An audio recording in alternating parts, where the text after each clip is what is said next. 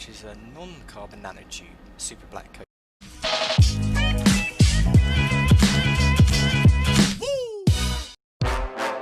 Ya, di sini bareng Warung Sobat. Semakin banyak wawasan yang kita miliki, semakin luas pula pandangan kita melihat betapa luasnya dunia ini. Maka dari itu menambah wawasan adalah salah satu cara untuk dapat memahami rahasia keindahan dari dunia yang kita tempati. Kali ini Ane suguhin hal-hal yang mungkin kalian baru tahu. Let's go!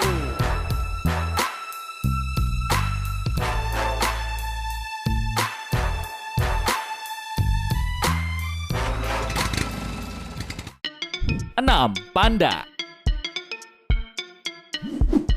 Siapa sih yang gak tahu panda? Papasan dengan Adinda. Nah, hewan menggemaskan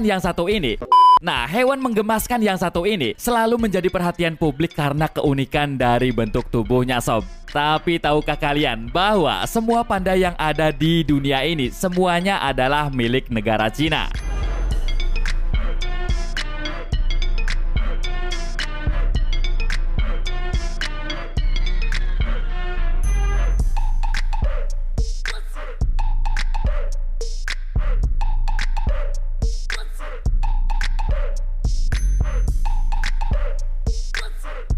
Ya, pemerintah Cina hanya meminjamkan hewan endemiknya itu kepada negara yang menginginkannya. Dan tentunya itu tidak gratis, sob. Seperti halnya Indonesia yang pada tahun 2017 mendatangkan 2 ekor panda dengan menghabiskan biaya sebanyak 13 miliar rupiah, sob.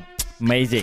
Dilansir dari aljazeera.com, biasanya waktu peminjaman berkisar 10 tahun dengan biaya sewa per tahun. Dan apabila panda melahirkan, anaknya akan jadi milik negara Cina dan harus dikembalikan saat umur 2 tahun. Kalau anaknya panda, kalau tiba-tiba anaknya knalpot gimana, Bam? Ya dipasang di Avanza lah. Masalahnya kita nggak punya Avanza, Bam. Oh ya udah Honda Beat aja, Honda Beat. Siap, gerak.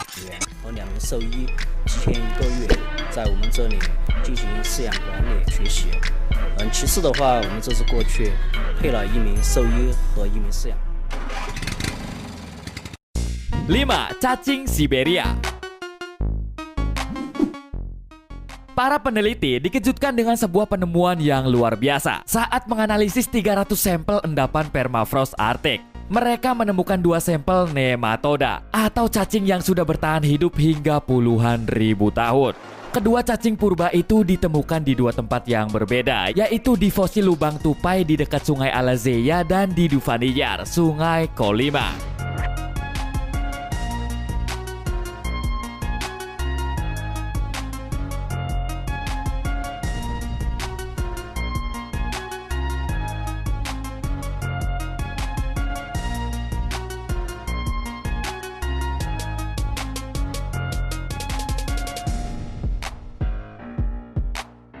Setelah dilakukan peremajaan di laboratorium, akhirnya cacing purba yang sudah berhibernasi selama puluhan ribu tahun itu dapat bergerak kembali. Dan setelah diteliti lebih lanjut, ternyata cacing yang ditemukan di Sungai Alazeia berusia sekitar 32.000 tahun. Dan yang ditemukan di Duvaniyar berusia 40.000 tahun.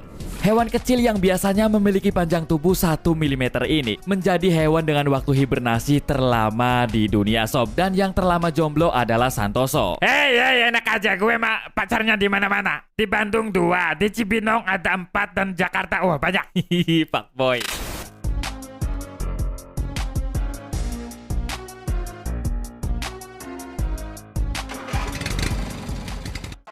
Empat, Venta Black.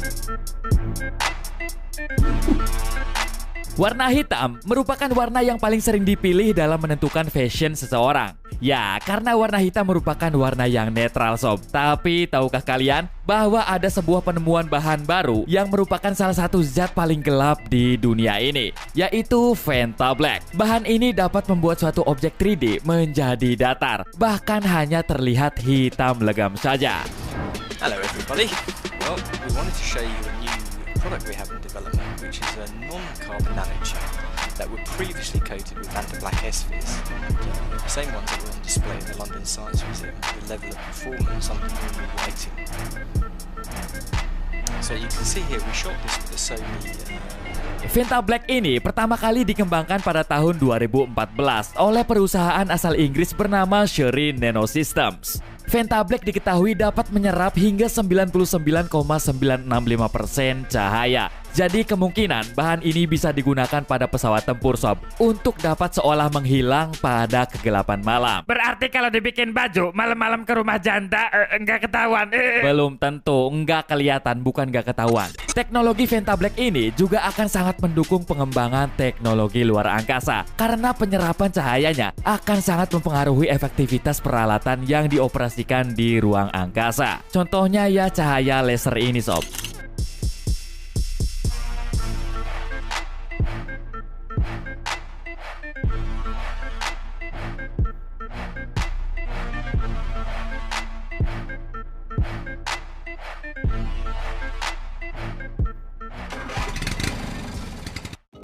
Tiga, Bluetooth. Mungkin sudah tidak asing lagi buat kita saat mendengar kata Bluetooth. Karena ya, teknologi ini sudah sering digunakan oleh kita untuk mentransfer file. File apa tuh, Bam? Ya apa aja file. Kekok.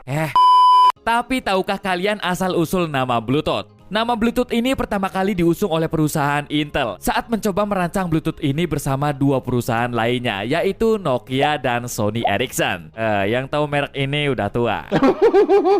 Awalnya, masing-masing dari mereka memberikan nama usulan lain sob, yaitu Radio Wire dan PAN atau Personal Area Networking. Dan PAN yang terpilih. Namun ternyata setelah ditelusuri lebih lanjut, PAN dan Radio Wire sudah terdaftar dalam merek dagang perusahaan lain, alias sudah ada yang make nama itu.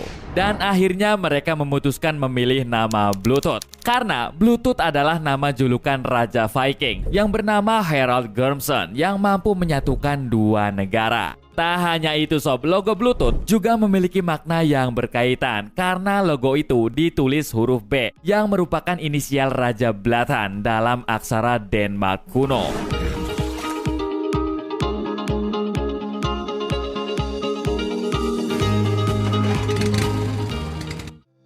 Dua, tanpa malam hari.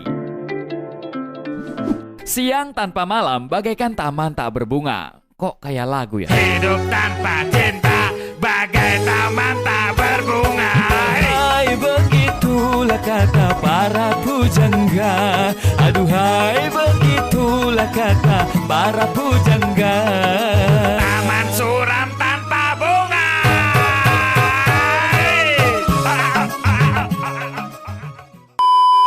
Selama 5 bulan dalam setahun, kota Longyearbyen yang berada di Norwegia mengalami fenomena yang unik, yang mana kota ini tidak pernah mengalami malam hari, alias selalu ada matahari yang menyinari selama 24 jam penuh. I can tell you this. There are not too many places on the face of the earth. Brilliant. 105. Oh, sorry, I thought it was 135. All right. In the sky. Look how high up that is. Fenomena yang biasa disebut dengan midnight sun atau matahari tengah malam ini terjadi karena kota Longyearbyen berada di posisi paling utara bumi sob. Hal ini menyebabkan saat musim panas matahari tetap berada di horizon dan seolah tidak pernah tenggelam. Saat itu juga merupakan hal yang paling baik untuk warga setempat dalam melakukan aktivitasnya. Tapi meskipun matahari tidak pernah turun, suhu di kota itu sangat dingin sob. Wah, mantap-mantapnya enggak pernah aman di kota ini nih. Olahraga, fitness, nge-gym. Wind down the shutter to show you how dark it is. Yep. Oh, look at that. Look at the sun shining on 1:30 in the morning. Night that you have, you know. Alright. There you go. 1. Test drive. Lihat test drive motor? Biasa. Mobil? Sudah sering. Tapi gimana kalau test drive pesawat luar angkasa? Ya, sebelum meluncur ke luar angkasa, ternyata pesawat luar angkasa juga perlu dilakukan test drive sob untuk mengetahui kelayakan dari mesin pesawat tersebut.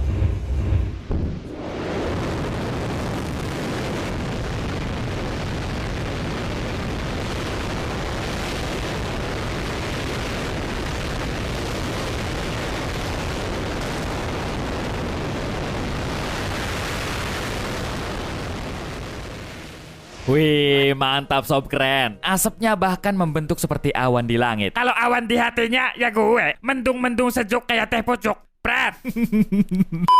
Tes yang dilakukan pada pesawat S-25 ini dilakukan pada tanggal 19 Oktober 2019 di Mississippi, Amerika Serikat. Pada uji sertifikasi kali ini, NASA mencoba menguji mesin barunya yang diberi nama Space Launch System atau SLS, Santoso Lempar Sonai. Woi, Tentu saja hal ini mengundang perhatian publik yang penasaran sob dengan bagaimana pesawat itu meluncur ke luar angkasa. Wow, amazing banget sob.